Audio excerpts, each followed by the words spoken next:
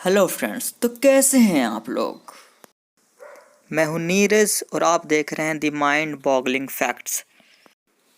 उम्मीद है आप सब सुरक्षित होंगे, लेकिन आजकल महिलाओं के खिलाफ बढ़ते हुए अपराधों को देखकर तो यही लगता है कि हमारे देश की महिलाएं सुरक्षित नहीं हैं।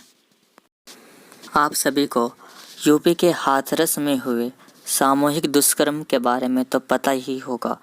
जो नहीं जानते उनके लिए बता दूं कि हाथरस की एक 19 वर्षीय लड़की जिसका नाम मनीषा था, उसके साथ 4 युवकों ने सामूहिक दुष्कर्म किया।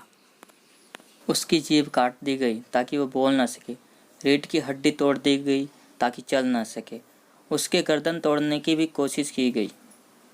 ये सब सुनकर मेरा दिल सहम उठा कि इंसान आखिर इतना हैवान कैसे हो सकता है। 15 दिनों के बाद 29 सितंबर को मनीषा जिंदगी की जंग हार गई। उन्होंने दिल्ली के एम्स अस्पताल में आखिरी सांस ली।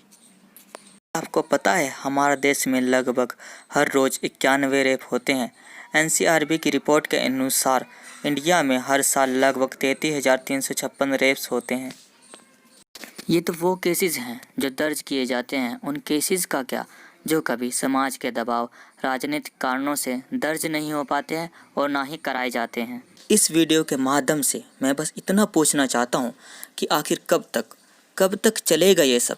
आखिर कब तक हमारे देश की बहनें बेटियाँ इन सब हैवानों का शिकार होती रहेंगी। आखिर कब तक बैठेगा इन हैवानों दरिंदों के दिल में डर, ताकि ये सब दोबारा न हो। पहले 2012 में दिल्ली का निर्भया कांड, 2017 में शिमला का गुड़िया कांड, 2019 में हैदराबाद का प्रियंका रेड्डी कांड। ये सब वारदातें हमारे लिए नई नहीं हैं, बस नाम और शहर बदला है। निर्भया से गुड़िया, गुड़िया से प्रियंका रेड्डी, अब यूपी की मनीषा। ना तो बदला हमारा समाज और ना ही बदले हालात और ना ही संविधान। सोचा था कि निर्भया के बाद शायद कुछ सिस्टम में सुधार आ जाएगा, कुछ नए सख्त कानून बनाए जाएंगे, दोषियों को जल्द से जल्द सज़ा सुनाई जाएगी, लेकिन नहीं, बात वहीं की वहीं रही।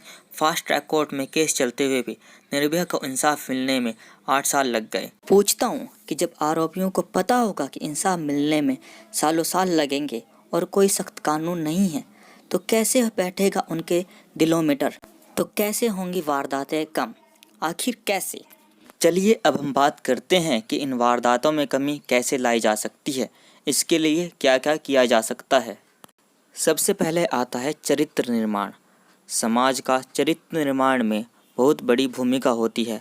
व्यक्ति समाज में क्या सुनता है, क्या देखता है, उसके आदर्श कैसे हैं, उसे क्या करना सिखाया जाता है, ये सब निर्माण करता है उस व्यक्ति के चरित्र का। दूसरा होता है आदर्श। अगर समाज में हमारे आदर्श ही ठीक नहीं होंगे तो हमारे देश का युवा ठीक कैसे हो सकता है। तीसरा आता है संविधान। न्यायपालिका को जो भी अधिकार दिए हैं वो संविधान ने ही दिए हैं। निर्भया केस से बेहतर इसका उदाहरण क्या हो सकता है। फास्ट ट्रैक कोर्ट में केस चलते हुए भी इंसाफ मिलने में 8 साल लगे। के साथ ही एक आरोपी छूट भी गया। तो ऐसे कैसे पैदा होगा इन हैवानों, इन दरिंदों के दिमाग में डर। इसकी जिम्मेवारी न्यायपालिका को लेनी पड़ेगी। अगर संविधान में संशोधन करना पड़े तो करना होगा। समाज से ज़्यादा अपराधी तो जेल में बन जाते हैं, क्योंकि उनको पता है इंसाफ मिलने में 10 को लग जाते हैं और मामले अदालतों में लटके रह जाते हैं। पीड़ित परिवार को इंसाफ नहीं मिलता, मिलती है तो बस तारीख पर तारीख, तारीख पर तारीख, तारीख पर तारीख, तारीख पर तारीख मिलती रही है, लेकिन इंसाफ नहीं मिला मिलोड, इंसाफ नहीं मिला। मिली है तो सिर्फ ये तारीख। में संशोधन करके बलात्कारियों को अनिवार्य रूप से सार्वजनिक फांसी देने का प्रावधान होना चाहिए। इसके साथ साथ उनकी फांसी को भी लाइव टेलीकास्ट किया जाना चाहिए, ताकि आगे से किसी की ऐसे करने की हिम्मत ना हो। करने की तो दूर की बात, वो इस बारे में सोचे भी नहीं। ये सब चीज़ें बदलेंगी तभी देश के हालात बदलेंगे। इसके साथ साथ हमें समाज और संविधान को भी अपनी अपनी भूमिका निभाने की ज़रूरत है।